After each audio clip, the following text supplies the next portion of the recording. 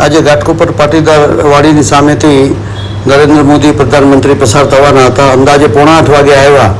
ખૂબ જ આખો LBS માર્ગ અશોક રેમિજથી કરી અને MG રોડ થઈ અને ઈસ્ટ સુધી આખો રોડ જામ હતો.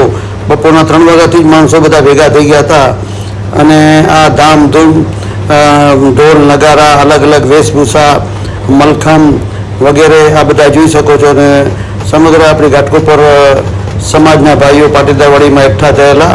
વાડીમાં ઘાટકોપર સમાજ અને તસપન બંને તરફથી નાસ્તો, ચા પાણીની વ્યવસ્થા રાખેલી. છેલ્લા 2 દિવસથી શિવસેના અને ભાજપવાળા પાટીદાર વાડીની અંદર એનું મેનેજમેન્ટ કાર્ય કરવા માટે અહીંયા જ ઓફિસમાં જ હતા.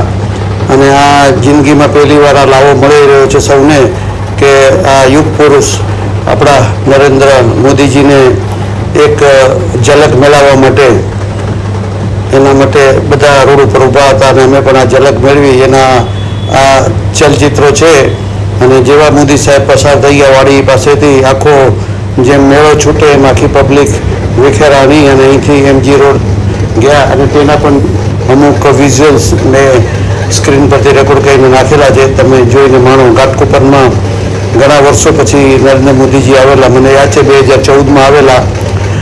પહેલું ઇલેક્શન પ્રાઇમ મિનિસ્ટર લડતા હતા ત્યારે ઈસ્ટમાં આવેલા, ત્યારે એને પહેલી વાર જોયેલા. ત્યાર પછી આજે આખો ઘાટકોપર, કાંદીવલી, બોરીવલીથી પણ ભાઈઓ બધા આવેલા આ નરેન્દ્ર મોદીજીને દર્શન કરવા.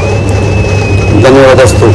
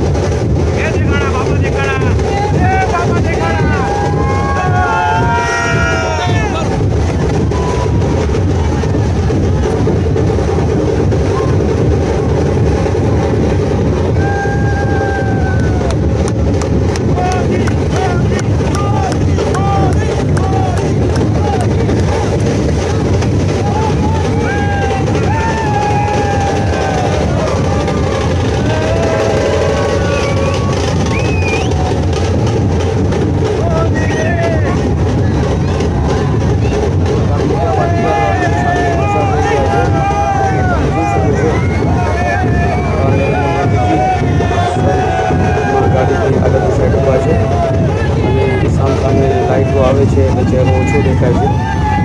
અને ત્યાંથી પછી MG રોડ ગયા, એના વિઝ્યુઅલ્સ છે આ બધા. આ MG રોડના મોટા મોટા વિઝ્યુઅલ્સ લગાડેલા, તેમાંથી આટલી ક્વોલિટી છે, જોઈ શકો છો.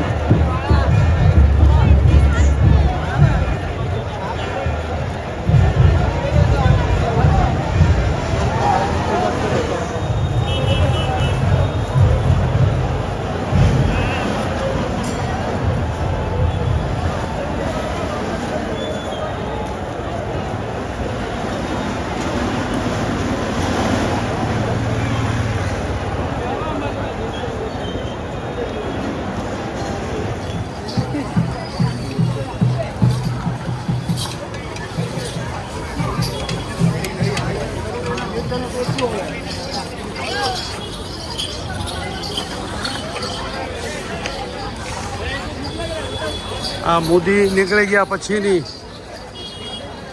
વિડીયો છે. આખો રોડ ખાલી થઈ ગયો. MG રોડ ગયા ગાંધીનગર સરોદે પાસે. મોદી નીકળી ગયા પછી મેળો વિખાય એમ.